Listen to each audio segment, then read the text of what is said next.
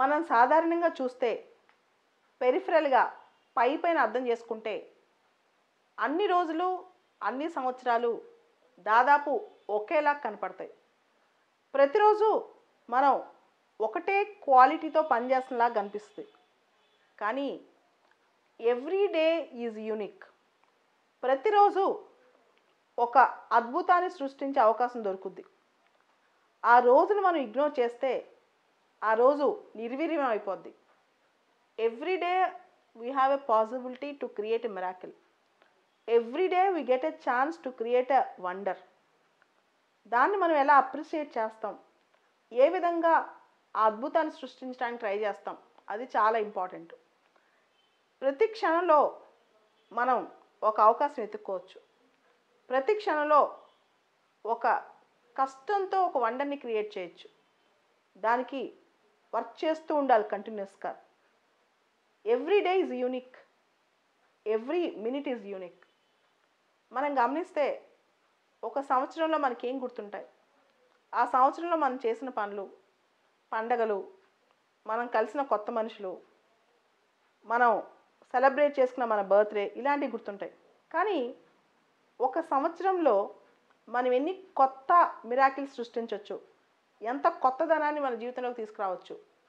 అలానే ప్రతిరోజు, ప్రతి గంట, ప్రతి నిమిషం కూడా.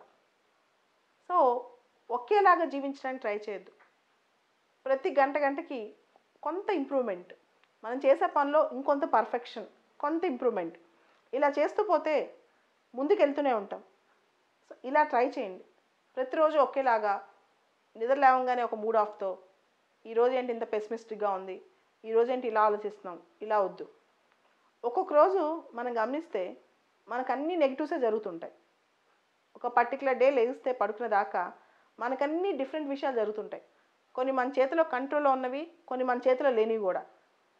ఏ విషయం ఎలా జరిగినా వర్క్ ఆపొద్దు, మీ పని ఆపొద్దు. సో మనకి రెగ్యులర్గా సడన్గా ఒక బ్యాడ్ న్యూస్ తెలుస్తుంది. సడన్గా 2-3 బ్యాడ్ న్యూస్లు, పొద్దున ఒకటి, మధ్యాహ్నం ఒకటి, సాయంత్రం ఒకటి తెలుస్తాయి. అయినా కానీ చేసే పనిలో ఒక్క సెకండ్ దాని గురించి ఆలోచించాలి. మనం ఎంత సాల్వ్ చేయగలమో అంత సాల్వ్ చేయాలి. తర్వాత మన పని చేసుకుంటూ వెళ్ళిపోవాలి.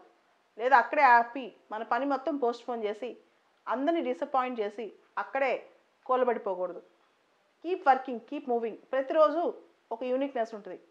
అండ్ ఒక చేదు నిజం, ఒక కష్టం, ఒక ఛాలెంజ్ దొరికినప్పుడు దానిలో కూర్చుని మాత్రం బాధపడవద్దు. ఎట్టి పరిస్థితిలో దానిలోనే ఉండొద్దు.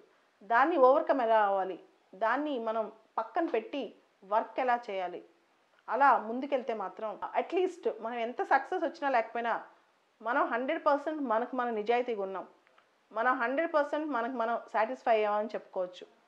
ఎందుకంటే మనం ప్రపంచంలో ఆన్సర్ చెప్పే వ్యక్తి ఒకే ఒక్కళ్ళు ఉన్నారు, అది మనకు మనమే.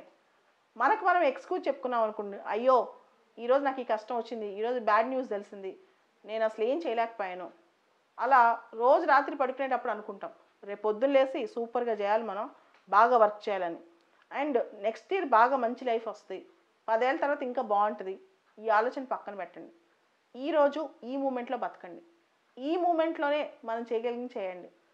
అండ్ ఫ్యూచర్లో ఏమవుద్దో ఎవరికి తెలియదు. ఎవరైనా ఊహించామా కరోనా వైరస్ వచ్చి మనందరం ఇన్ని రోజులు ఇంట్లో కూర్చుంటామని?